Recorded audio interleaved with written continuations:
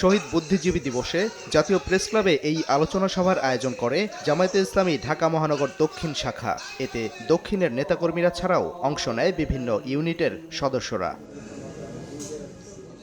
আলোচনায় দলটির নেতারা বলেন, ২০০৯ সালে যারা বিডিআর বিদ্রোহের মাধ্যমে সেনা কর্মকর্তাদের হত্যা করেছে তারাই ৭১-এ বুদ্ধিজীবী হত্যাকাণ্ডে জড়িত।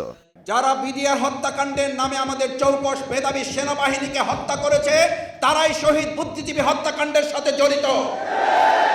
বাংলাদেশের সেই ১৫ বছরের আওয়ামী ফ্যাসিস্ট খুনি মেধাহীন একটা সরকার, কোটার সরকার, তার মূল পরিকল্পনায় ছিল বাংলাদেশকে মেধাহীন করে এটার মাথাকে নুয়ে দিয়ে সেবাদাস এবং অঙ্গরাজ্যে পরিণত করার জন্য মেধাহীন একটা রাষ্ট্র করতে চেয়েছে।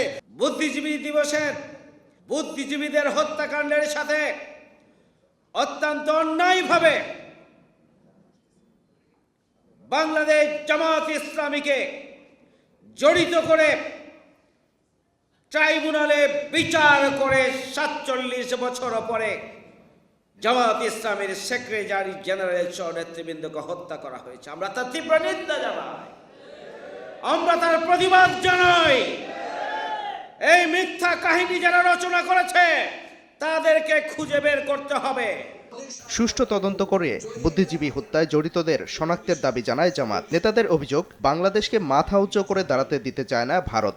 এই জাতির শ্রেষ্ঠ সন্তান বুদ্ধিজীবী দেশ রাষ্ট্র নির্মাণের এইসব সূর্য সন্তানদের ধ্বংস করতে পারলে জাতিকে চিরদিন যারা পদোন্নতি করে রাখতে পারবে, ডিক্টেট করতে পারবে, তারাই এই জাতির সূর্য সন্তানকে ধ্বংস করেছে।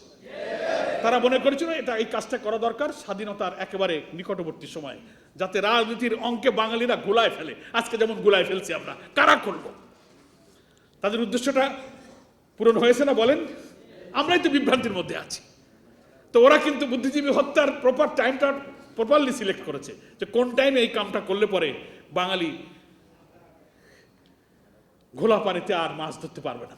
রাষ্ট্রের বিভিন্ন গুরুত্বপূর্ণ পদ থেকে অযোগ্যদের সরিয়ে মেধাবীদের দায়িত্ব দেওয়ার আহ্বানও জানান জামাত নেতারা। সাদিকুর রহমান, সময় সংবাদ, ঢাকা।